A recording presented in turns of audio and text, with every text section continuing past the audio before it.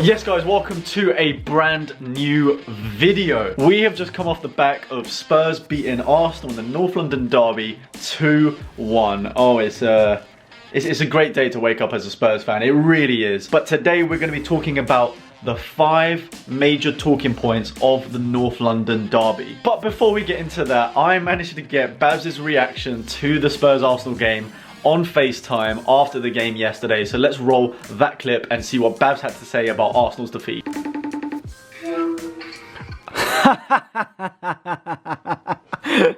I told you.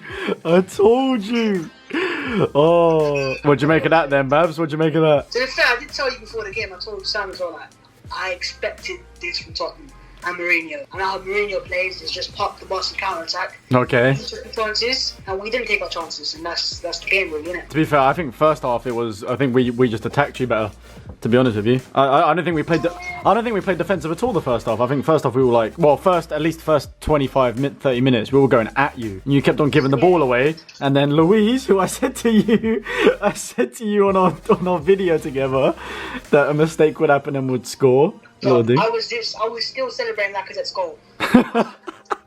Oh, yeah, it was a banger, to be fair. I can't lie. I was fuming. I was fuming it went in. 3 years for that, right? 3 years. Lacazette go to the White Hart Lane, was Tottenham Stadium, score a goal, and do the ice goal celebration. Look at the wherever, right? And then in 180 seconds later, just gives you a goal. I mean, it's Arsenal for you, innit? Like, I'm not surprised. Yeah. Like, you got clowns at the back. Like, do I expect to go to Tottenham and keep a clean sheet with Mustafi, Luiz, Kalajinac? What do I expect? Yeah, I wouldn't expect anything either with that as my defence. That's shocking. You still got a good defence side, players-wise, personnel-wise. Toby Alderweireld. Toby coming through the winner, my boy. Lacazette had chances. Aubameyang hit the crossbar. To be fair, Davies with an unbelievable shot for us, which I had no clue how it came even. That was a huge save. To be fair, it was just a dead derby. If I'm being really honest, there was nothing really that good. By the end of it, yeah. But and honestly, I don't really care right now. Like, I'm not as hurt as I should be. Like, I was speaking to Sam and I was like, I don't really feel hurt right now because I know that you won your luck, but not because you actually are good. And also, it kind of helps that you're not that good either. Right? Yeah, to be fair, we're both having stinker seasons. We're just having an ever so slightly 2-point better one so far.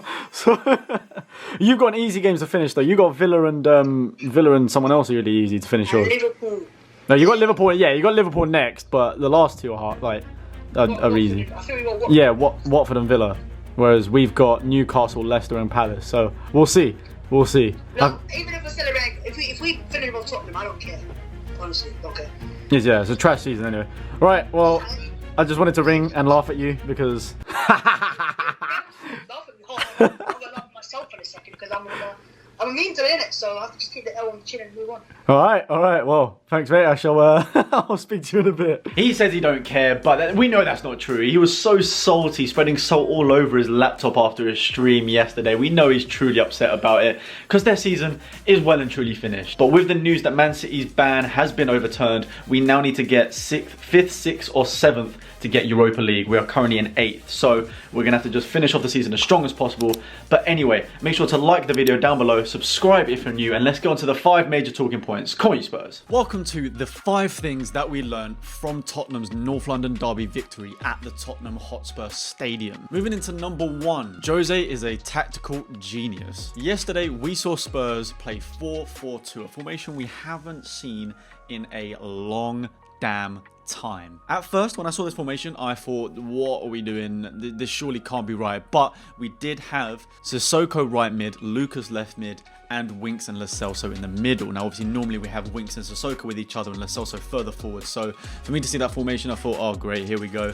Here's the defensive game that people were definitely expecting. But it seemed to work. Some players like Lucas had to put in a bigger defensive shift, which was great to see. And I think Sissoko, for the most part, did very well, just seemed to run out of steam towards the end. But yeah, there was just something about the 4-4-2 which seemed to work so well against Arsenal's 3 at the back. And you can just tell that Jose just tactically outclassed Arteta. Very unexpected formation from Spurs, and it worked because they didn't expect it, and we were pressing hard and fast in the first 30 minutes. To any fan out there that says we were playing defensively, get your head out the sand, because that's just not true whatsoever. We were pressing them so hard, forcing them to make mistakes, which they did. Thank you to Kolasinac and Luiz for us scoring the equaliser, almost instantly responding to Lacazette's banger of a goal. Obviously, with the second half, we weren't pressing anywhere near as hard, but let's be honest, guys, we had 3 games this week. The players looked knackered. Half of them looked like they couldn't even move, yet they still managed to grind out the win. Players like Winks putting in a great shift in the North London derby yet again, helping the team grind out the 2-1 win. And we were just defensively so sound. They played into Mourinho's hands. He said, all right, second half, our players are a bit tired. Have possession. Have possession. What are you going to do with it? Nothing. That's right, because our defense was solid. They couldn't break us through, and they didn't score a single goal in the second half. So, yeah, tactical genius in Mourinho in the North London derby yesterday. Number 2, Lucas Moura is an insane defender. Lucas Moura put in 10 tackles. Hold on, let me repeat that again so you can hear that properly. 10 tackles. That was more than all of the Arsenal centre-backs combined in that game. That was also more than any Spurs player in one single game in the Premier League since Vertonghen did it in 2012. 8 years ago was the last time a Spurs player put in 10 tackles in a single game. Lucas Moura, I take my hat off to you. That was insane performance. He didn't have the most incredible game necessarily going forward, but he obviously had a few shots. He had that shot like 20 seconds into the game. But all round, the work rate was incredible, and obviously defensively very sound, considering he had to play the left mid position rather than the left wing. So yeah, fair credit to you. I'd say overall an 8 out of 10 performance. Given the lack of attacking compared to normal, but other than that, I loved it. Well done, Lucas. Congratulations. Number 3, David Luiz is the worst centre back in the Premier League. This guy is making mistake after mistake after mistake, and I still don't know how he seems to make it into the Arsenal team, but it has also warranted him another year contract with them. I think the Spurs fans were celebrating that more than the Arsenal fans, because that is ridiculous. He's a liability for sending off. He makes mistakes for the goals. That's what he did yesterday. All right, Kolasinac played him an absolute killer pass. Let's not forget that Sonny also bodied Luiz off of the ball, took it wide out of his stride, and then made the keeper look like a mug by dinking him. An all-round embarrassing performance from David Luiz, especially since Lucas Moura put in more tackles than all of the defenders put together. And yeah, I'm just happy he's at Arsenal for another year. Point number 4. Now this is what I like to call the under-the-radar point. Something that Spurs fans aren't talking about whatsoever, and that is the fact that Lloris has been class since the restart. Lloris, since his coming back from his injury and since the Premier League restart, has not put a single foot wrong. The guy has shown great integrity and resilience by coming back from his serious injury, which is something hard to do, by the way. When you like properly popped out your elbow, to come back and become a class goalkeeper again is, you'd almost think it's unheard of. But the guy came back, pulled off an amazing save against Martial against United, pulled off a world-class save right at the end against Bournemouth to stop us from having an even more embarrassing result. Showed that he was a true leader and captain by having a go at Sonny when he deserved it. He wasn't tracking back, and that is something we've been missing in the Spurs side a lot. And not only that, he also pulled off an epic save against Aubameyang in the North London derby yesterday and didn't make a single mistake in the game at all. So I've got to give fair credit to Lloris, because I was one of the people way back early in the season saying that we need to look at his replacement. He seems to be proving us all wrong and putting in a great shift ever since his injury. So congrats, Lloris. Huge performances from you. Keep up to the end of the season. Now moving on to the final and 5th point. So I planned these points last night after the game, and this was going to be one criticizing Aurier's performance, because as everyone you would have seen on Twitter, everyone was having a go at him for obviously the fact that we conceded the goal and some other poor tackles here than the other. However, did just wake up to the incredibly sad and horrific news that his brother was shot dead outside a nightclub in Toulouse,